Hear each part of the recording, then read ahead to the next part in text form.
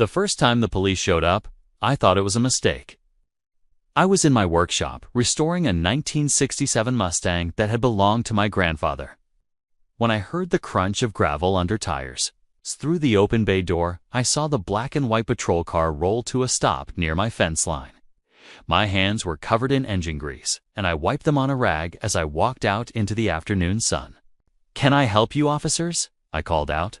Two uniformed cops stepped out of the vehicle, and the older one, a gray-haired man with tired eyes, approached with his notepad already out. "Are you Elias Vance?" "That's me. We received a complaint about unpermitted structures on this property," he said, glancing around at my land. "Mind if we take a look?" I felt my jaw tighten. Unpermitted structures. I've owned this land for 10 years. Everything here was either already existing or properly permitted through the county. Who filed the complaint? The younger officer shifted uncomfortably. "The Whispering Pines HOA. They say you're in violation of community standards." I let out a breath that was half laugh, half exasperation. "Officers, I'm not part of any HOA. This property has been in my family since 1952. My grandfather built that workshop you see there. I inherited it free and clear a decade ago. Long before any HOA existed out here." The older cop looked at his notes, then back at me.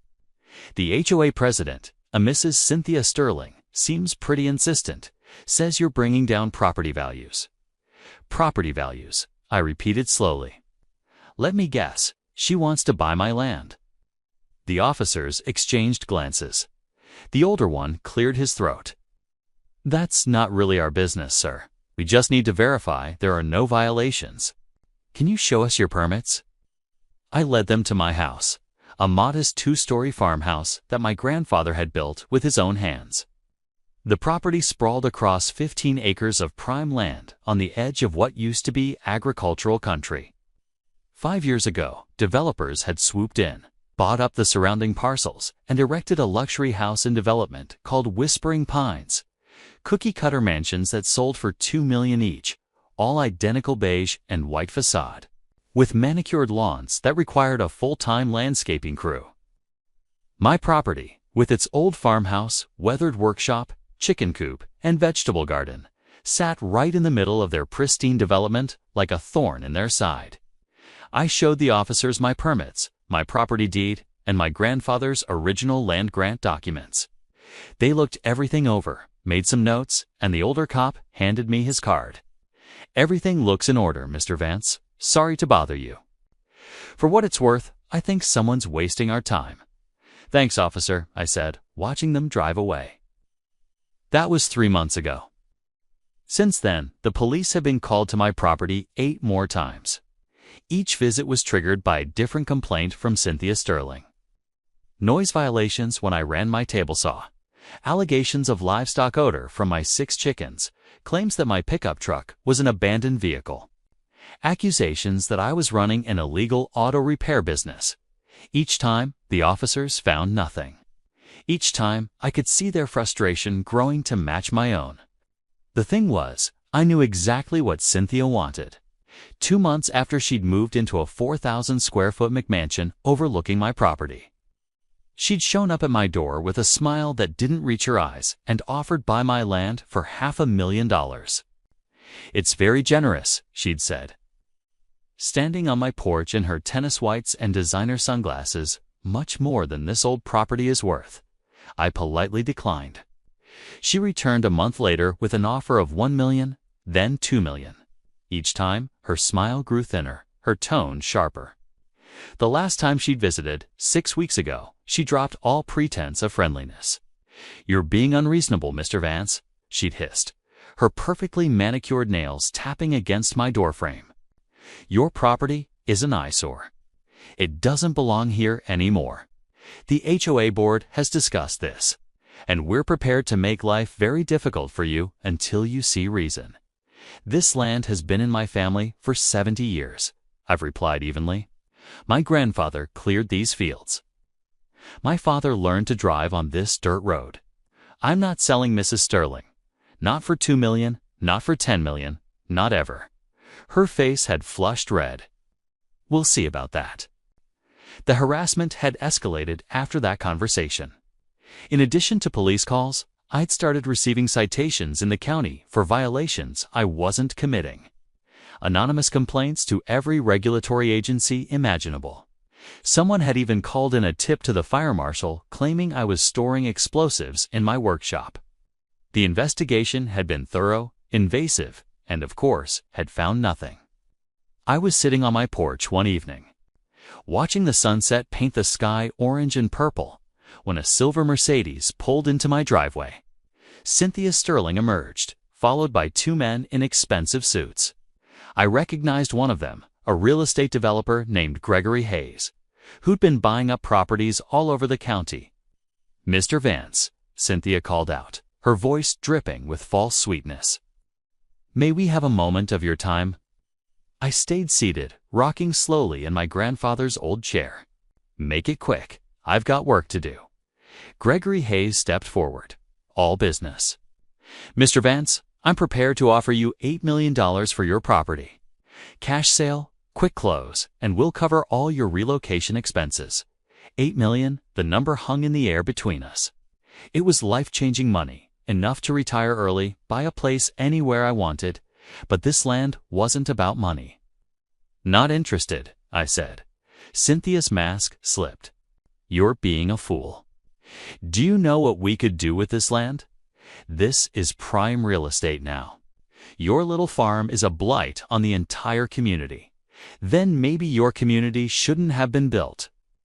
"Around my farm," I shot back, my voice hardening. "I was here first, Mrs. Sterling. This is my home. Your home." She laughed bitterly. "You live in a shack surrounded by junk. You have chickens, for God's sake, chickens. Do you know how that affects the ambiance?" "The ambiance?" I repeated. "Is that what we're calling it now?" The second man in the suit, who hadn't spoken yet, cleared his throat. "Mr. Vance, perhaps you don't understand the position you're in. The HOA has significant resources. We can make your life considerably more difficult through legal channels." "You mean more difficult than sending the police to my house every week? More difficult than filing false reports?" I stood up, my patience finally exhausted. "I've kept records of everything. Every harassment, every false claim, every attempt at intimidation. I've talked to a lawyer, and he's very interested in discussing a lawsuit for harassment and abuse of process." Cynthia's eyes widened slightly. "You can't prove anything, can I?" I pulled out my phone and showed him the screen where I'd been recording our entire conversation. I'd been documenting everything for weeks. Every phone call to police, every baseless complaint, every threat. "My lawyer thinks we have an excellent case, not just against the HOA, but against you personally, Mrs. Sterling." Gregory Hayes grabbed Cynthia's arm. "We should go," but she jerked away from him, her face contorted with rage. "You'll regret this. We'll bury you in legal fees. We'll make sure you can't afford to keep this dump. Get off my property," I said quietly. "All of you, now." They left tires spitting gravel as they sped away. I sat back down in my chair, my hands shaking slightly from adrenaline. The next morning, I called my lawyer, Arthur Pendleton, a sharp-minded man in his 50s who specialized in property rights. "Arthur, it's time. I want to file that lawsuit we discuss." "About time," he replied. "I'll have the papers drawn up by tomorrow." But I wasn't done. I'd also been doing my homework. A few weeks earlier, I'd had my property appraised by 3 independent firms. With the development of Whispering Pines, my 15 acres of centrally located land, with its views and potential for subdivision, was now worth between $10 and $12 million. Cynthia knew it. That's why she'd been so desperate. I also learned something else. The HOA had been illegally extending their covenants to my property in their paperwork, claiming jurisdiction they didn't have. They'd been telling potential buyers that all the properties in the area, including mine, were under HOA control. That was fraud, and it had cost me potential sale opportunities over the years when I considered selling small parcels for retirement income. The lawsuit moved forward. Arthur filed for damages due to harassment, defamation, fraud, and abuse of process. The HOA's insurance company took one look at my documentation. Videos, recorded phone calls, and police reports showing repeated false complaints. And they settled within 60 days for $1.2 million. Cynthia Sterling was removed as HOA president by an emergency board vote. Gregory Hayes quietly withdrew from future development projects in the area after the local newspaper ran a story about the harassment campaign. As for me, I'm still here on my grandfather's land. I rebuilt the chicken coop last month, bigger than before. I'm restoring a 1972 Corvette now. And every time I fire up the engine, I think about Cynthia's complaints about noise violations, and I smile. The police haven't been called in for months. The HOA leaves me alone now, going so far as to route their architectural approval requests past my property line without comment. I used some of the settlement money to set up a legal defense fund for other property owners facing HOA harassment.